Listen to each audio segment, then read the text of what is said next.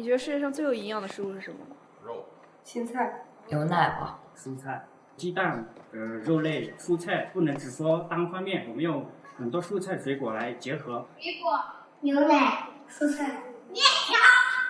你最喜欢吃什么食物？肉、三文鱼、土豆丝、米饭吧，因为必不可少，我觉得家家都有。我最喜欢吃炸鸡吧，炸鸡汉堡。对我现在减肥的来说，我感觉鸡蛋是最好吃的。比如说想增肥的，我感觉是对汉堡是最好吃的。蘑菇炖青汤、鸡蛋炒番茄、炒葱、鸡蛋炒饭。觉得你想吃东西，是不是你大脑控制着？是的。是的，对，大脑说了算，我感觉是大脑说了算，鸡蛋口感吧。肠胃、脑子、舌头、心脏。I spent 3 years insulting myself. Weak willpower, can't control my own mouth. I deserved to gain weight, deserved acne skin, deserved the bad mood. Turns out, I was yelling at the wrong suspect. It was never about willpower. My body had been sending me an SOS the whole time, in a language I just simply didn't understand. Every girl seems to spend her whole life on the same project, losing weight. Only babies get complimented for being chubby.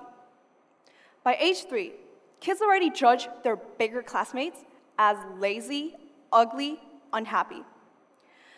A Shanghai study of over 10,000 teenagers found that more than half of overweight kids have been mocked for their weight. And their odds of being bullied were 46% higher than their peers. Chubby girls get mocked at every stage of their life. Therefore, I set out to shake off the fat girl label that had clung to my whole life. And by age 14, I've lost over 10 kilograms in one single summer. How? Thank you, Douyin, Xiaohongshu. Thank you, every influencer with a life-changing tip. One day, cut carbs. Next day, run on an empty stomach. Whatever, 2 months, 10 kg down. And I could finally fit in those cute dresses that I bought. I felt unstoppable. Then school started. The pressure hit, and I fell apart. All I wanted was sugar, spice, and deep-fried everything. My temper got short. I want to fight over nothing. I couldn't focus in class, and my brain felt like static.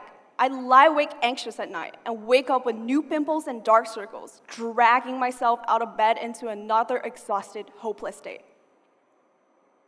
Obviously, the weight came back, even more than before. My mom bought me a glow-in-the-dark fridge magnet. By day, it said, "Don't forget to eat." At night, with the lights off, only the glowing part showed. Don't eat. However, it didn't work. Once everyone fell asleep, I just still sneaked to the fridge in the dark for something to eat. Afterwards, I just hated myself. I was sure it was a willpower issue. I couldn't control my mouth, so I deserved the weight, the acne, the bad mood. Later, during a biology class, I happened to come across a concept that immediately triggered my epiphany. I realized just how wrong I'd been. Basically, there's a two-way neural highway between your brain and your gut. And here's the twist. 90% of the traffic on the highway isn't the brain giving orders. It's actually the gut's reporting back, which contradicts with what every kid said in the video I've shown earlier. Nearly all of them insisted that our brain control every food craving we feel. And then it gets even wider. Serotonin, our so-called happy hormones, 90% of it isn't made in your brain. However, it's made by bacteria in your gut. It means that moment when you snap at your friend for no reason and just wonder, why did I just do that? That might not be your personality. That might just be your gut bacteria having a bad day. That's when it clicked. The useless me I'd been trashing for years probably never existed. What existed was a body that had been signaling for help and never getting through. For the next few summers, I took that question to rural elementary school in Hainan and Daliang Mountains. I expected to find scarcity, and in some ways, I did. On average, the kids were physically behind their city peers and dealing with emotional struggles where no one had ever taught them to name. But there was something I didn't expect. They weren't anxious about food. They didn't have a complicated relationship with them. Their needs were just much more simpler, and somehow that made them freer. But every time I pulled out snacks, didn't matter what, a bag of chips, a single candy, the whole room just erupted in cheers. Their eyes would just light up instantly. That's when it hit me. City girls treat food like an enemy, sometimes something to dodge, control, go to war with. However, mountain kids, on the other hand, treat food like a miracle, something to treasure. Two extremes, however, same underlying. Nobody in our generation was ever really taught how to eat. We spend years mastering math and English, but nobody tells us that every single bite we take is quietly shaping our focus, our mood, whether we snap at a friend for no reason or just stay awake staring at the ceiling at 2 a.m. Parents blame teenage, moodless, anger, depression, and distraction on family issues, or character, or willpower, or just the time we live in. But what if the mood swings aren't about a broken home? What if it's just a broken diet? Okay, I'm not saying that food fixes every mental health issues, because I'm not that naive. But before we slap a label on ourselves or our kids, maybe we owe it to them to pause and ask one simple question first. Did they actually eat right today? Since then, I started a cooking club, teaching my classmates simple, healthy meals, so wherever they end up living, in whatever city, they won't have to survive on delivery apps alone. And next semester, I'm planning to build a focus-boosting snack list for both juniors and seniors buried in exams. I'm also writing a book called The Gut Mood Code for teenagers and their parents, because I realize most people know a lot less about eating than they think they do. Here's the thing about all those signals we can't explain.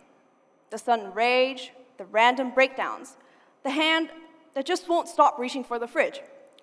We're so used to feeling these under personality flaws, mental health issues, or I'm just not good enough. But what if they're just your body clumsily asking for help? What if we simply never learned to read those letters it's been writing for us? I can't hand everyone a meal plan up here. But here's one thing I tried myself, and it potentially worked. The next time, when you find yourself standing in front of the fridge at midnight, drink a glass of water. Wait for 3 minutes. Not because water kills craving.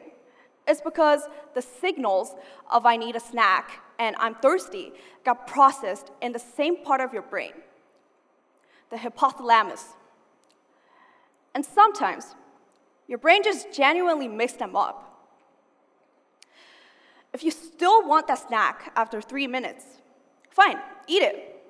But at least now you know that's not weak willpower. That's just simply your gut talking to you. For years, I just hated this body for being hungry all the time. I hated it for its weight, hated it for the acne.